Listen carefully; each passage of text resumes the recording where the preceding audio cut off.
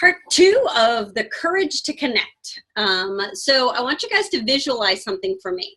In most cases, we lose the courage to connect when we start making up stories about what might happen. So our imagination kind of takes over. We agonize about what people might think about us.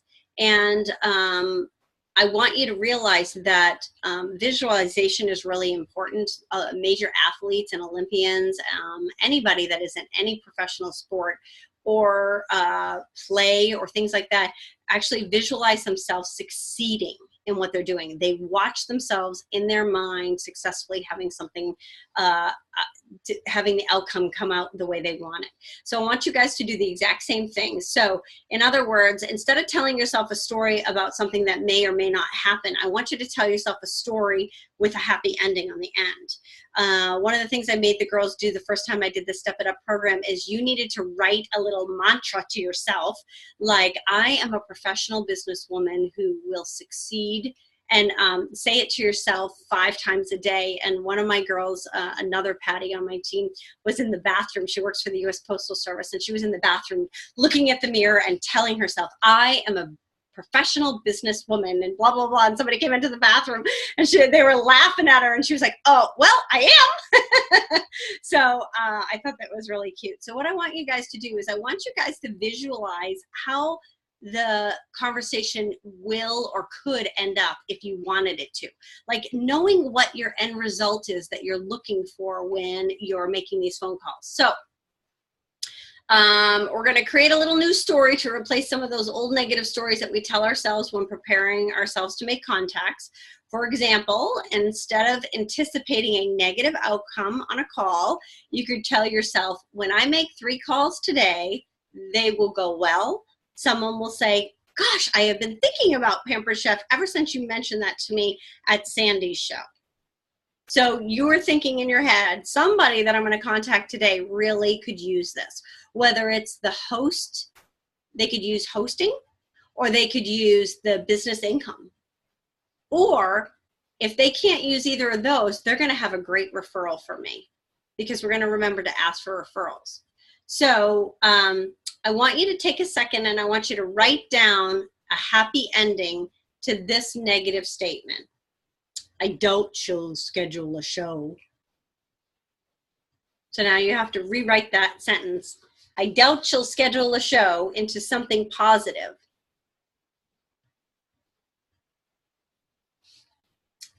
Second, old story.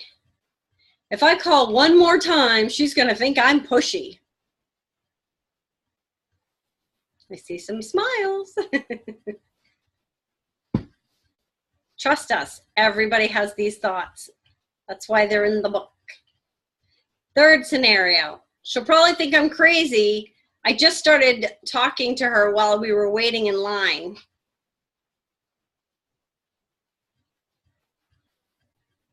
Okay, so now I want you guys to unmute yourself, and I want to hear some of what you rewrote.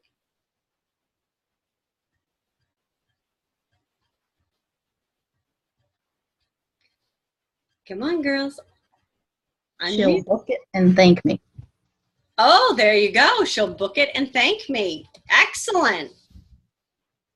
Good job, Anne-Marie. Thanks.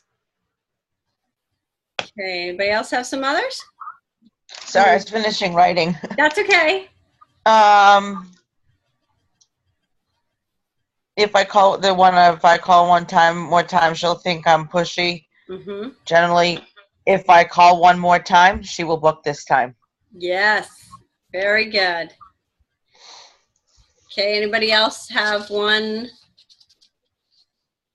She will think I am enthusiastic and excited about my business.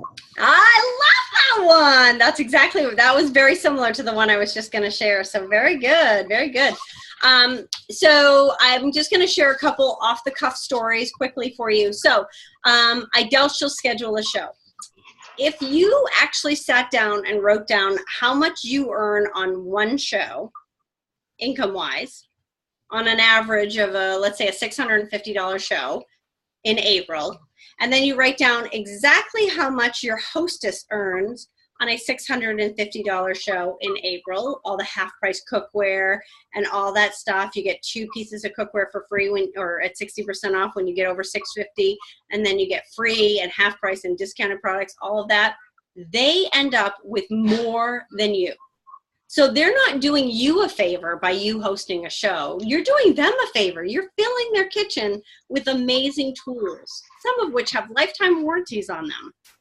So when you change your mindset and you look at it like you are selling them a service, something that they need.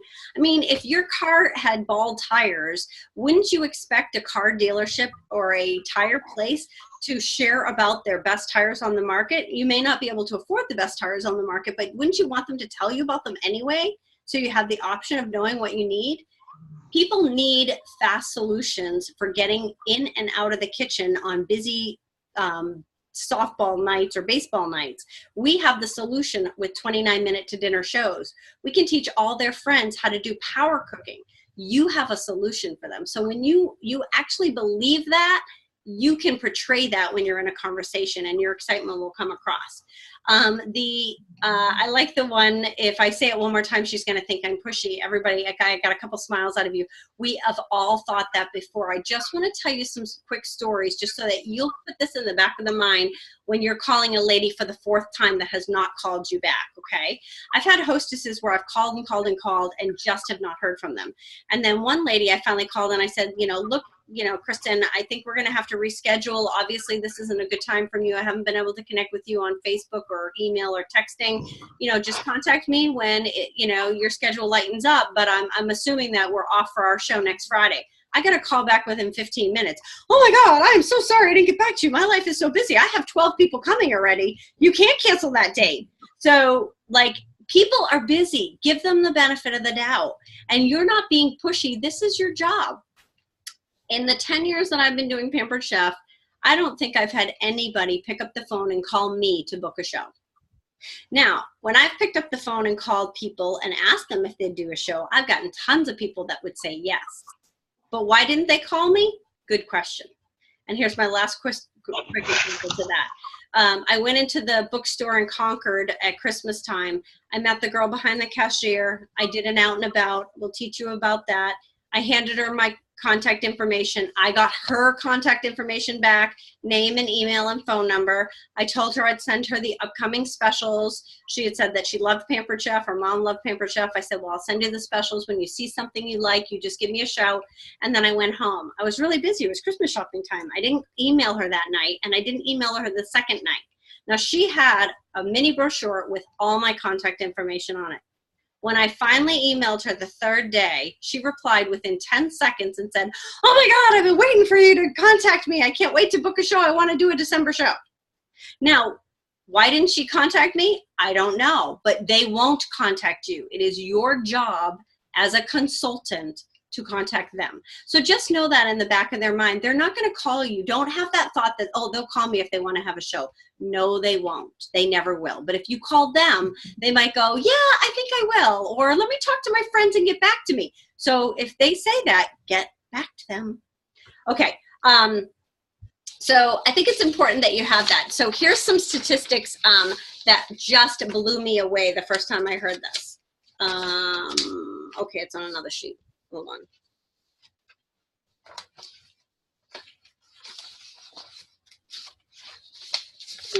Hold on, hang in there. Because the stats are really good. All right, I can't find it at the moment. I'm gonna have to wait till we get to it then. All right, so I want you guys to go and tell me what is a different way of thinking about the word no? Like, I think all of us are afraid of the word no. We're afraid that people are going to say no to us when we get on the phone. But you need to look at no as a checklist of getting to your yeses. If I told each one of you that I would give you $1,000 if you could get 100 no's, if you called people and asked them if they would book a show, and you couldn't tell them that this was the game, but if I said when you got to 100 no's, I would hand you $1,000. How many of you guys would get on the phone and be asking every living, breathing person if they wanted to book a show? Kim's like, me? Yeah, yeah. Well, statistically, 1 in 10 will say yes. So if you get to call 8 and they have said no, no, no, not now, maybe later, too busy, don't have time, and you stop at 8, you are missing out on the payday because you were 2 calls away from hitting payday. It's real important that you know that. There are some things that you can do to help no's feel better for you and help you keep going after you get no's on the phone. So I think part of what happens is we get a no and then we get depressed and then we get a second no and we're like, oh, we're terrible at this. By the time we get the third no, you're like, this is no fun. It doesn't feel good. I'm done. And you stop making your calls. You should make 10 calls in a row. Here's some things why. No isn't about you. You're not a failure because people say no. If a waitress comes to your table and she says, would you like ketchup with your fries? And you say, no, thank you. Are you offended that she asked you? Of course not. She's offering a service. She's offering you something. You're offering them something. So no does not mean that they don't like Pampered Chef either. It might just mean that, you know, they have a wedding that's coming up this summer and they're really busy planning it, but they're not going to tell you that because that's too personal. Or maybe they're going through a divorce right now. Now's not a good time. And no does not mean no forever. That's one of my favorite things is if somebody says, oh, no, I just can't do that. Sometimes I'll go, is that a no for now or is that a no forever? And they go, oh, it's a no for now. Great. Can I call you back in a couple months and see if anything has changed? Oh, sure. Then you mark down, call them in 3 months, call them in fall when the new catalog comes out. And then you keep calling them back because guess what? Those people eventually book. And those are people that are going to be on your list when your calendar isn't full that you can call. So an activity here to help you be proactive about your no responses is simply by preparing yourself what to do after they say no. You're like, oh, okay. No, we don't do that. So what we're going to say is something like this, and you guys can come up with some brainstorming ideas as well. But what I like to say is, like, if I asked Kristen I asked Kristen if she was interested in the business opportunity. Let's say that she said, well, she actually said, I'm not really sure. I've done direct sales before, you know, blah, blah, blah. I'll have to think about it. I really appreciate your honesty. That's one of my responses. I really appreciate your honesty. If you change your mind or if you run into somebody that you think might be interested in earning some extra income this summer, I would love a referral. So I have left that conversation on a positive note. I have thanked her for her honesty, or thank you for, you know, feeling comfortable enough to answer me, or you could say, you know, I'm sorry to hear that, but if anything ever changes in the future, you leave it on a positive note, and then you always ask for a referral. I always throw that in there. And sometimes I say, and I'll offer you a gift if they mention your name when they call me. One girl, I think it might even be Marcy on the call here, somebody on my team made up little business cards, and on the back it says, I was referred by, and then they write the person's name in. So if they pass that business card on to somebody else and they write their friend's name on the back, the friend gets a referral fee, like a referral gift.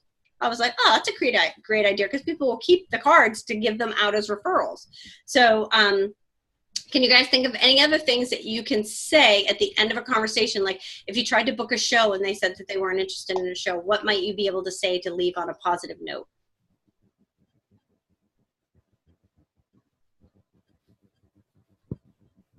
So we'll role play. So Patty, would you be interested in earning some extra products this May? We've got some great Help Whip Cancer products. They're exclusive to Pampered Chef, and they're only available in pink in May. $1 from each goes to the American Cancer Society. Is that something that might be interesting to you? Gee, I don't think so. Not right now. Okay. Would it be okay if I sent you one of the new catalogs and you just passed it around work? And if anybody at work was interested, then, you know, great. We could collect some orders and you could still have a catalog show. I think I might be able to do that. Okay. How much time is involved? Very little, actually. I will make sure that I give you the order form, the catalogs. People can just stick their catalog and their order form back into the Ziploc baggie that I send you. And when you have a handful in a couple weeks, I'll give you a call, maybe about 7 to 10 days, and then we'll pull the orders together, and we'll probably spend 15 minutes on the phone. How's that sound? That sounds like it would work within my schedule. Okay. Sure. Great. So if they say no to a cooking show, you can just offer them a catalog show. If they say no to a catalog show, offer to send them a mini catalog so they can see the new products. ask for a referral. There's lots of ways that you can, you know, get back in touch with them. So anybody else have any other suggestions on that you might want to comment on?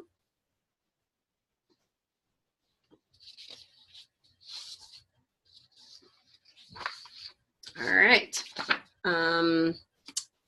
I'm just digging through my place sheets here because I really want my stat on, must have put it with my other stack. All right. I am going to quickly review this last thing and then we'll finish this recording. I'm not going to make it through all of the items, but, oh, I bet you I found it here. I found it. Okay, good. I want to leave on this note. So we're going to do some action plans, and there's 2 other sessions to this, and Deb and I will talk about whether or not she wants me to just go ahead and record it and make it available to you. It's called Where's the Leads? So it talks about where to find the leads. Then there's Out and Abouts, like what to say and scripts, and then making a tote, which is logo gear and things like that. So we'll talk about whether we're going to break it up into more sessions. I guess too chatty. Okay. So here's a stat that I thought was absolutely phenomenal, and you guys really want to write these numbers down. So get your pen and paper ready. This is something worthy of writing down. A marketing specialist from Notre Dame University did a study, and here's what he found about direct sales and about making phone calls. Now, we all hate to make phone calls.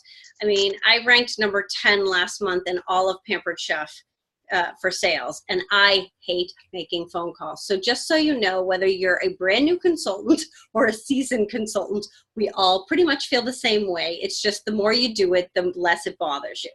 So here's the stats. 44% of all salespeople quit trying after their first call. 44% stop after 1 call. 24% stop after 2 calls. 14% stop after 3 calls. And 12% stop trying to sell their product after their 4th call. That means that 94% of all salespeople quit before the 4th call. But here's the stat you want to know. Put a star next to this. 60% of all sales are made after the 4th call. So this revealing statistic shows that 94% of people, salespeople, don't give themselves a chance to earn the 60% of the business that is out there.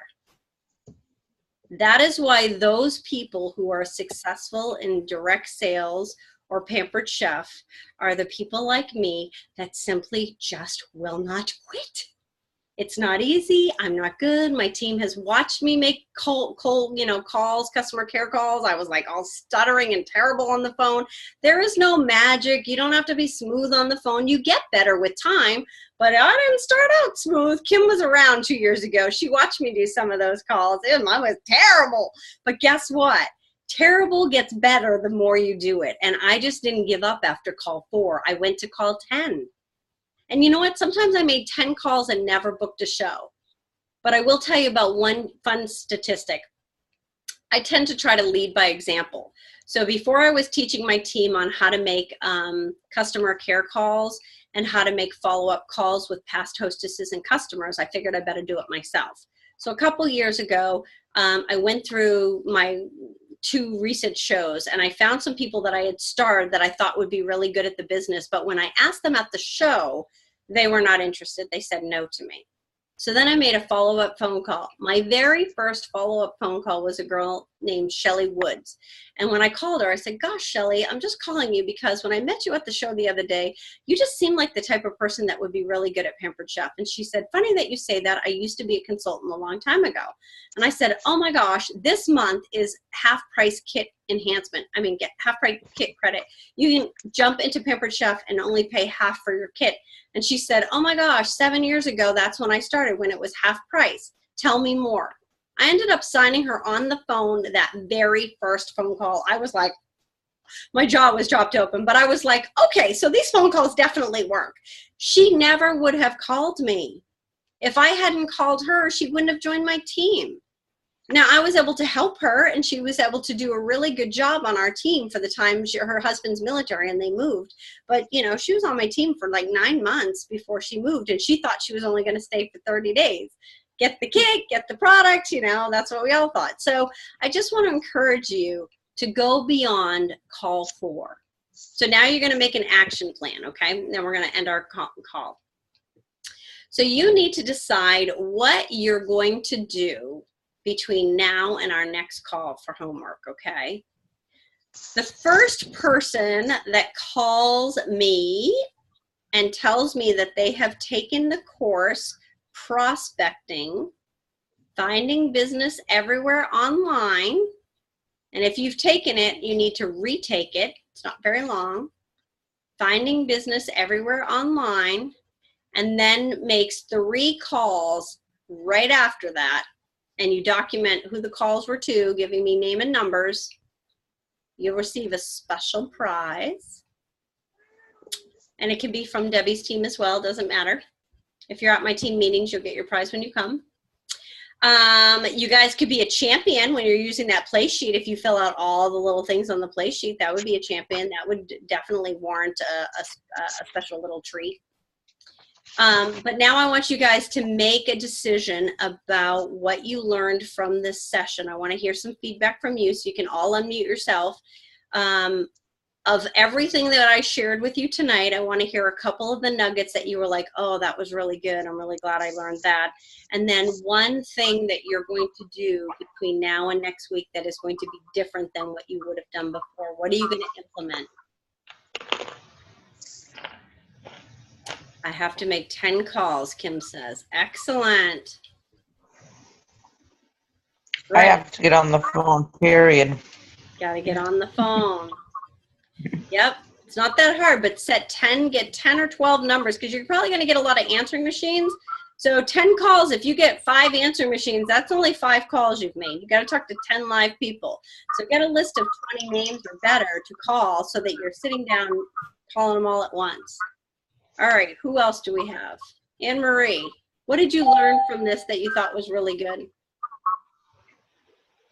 Just think positive. It'll happen eventually. Yes, yes.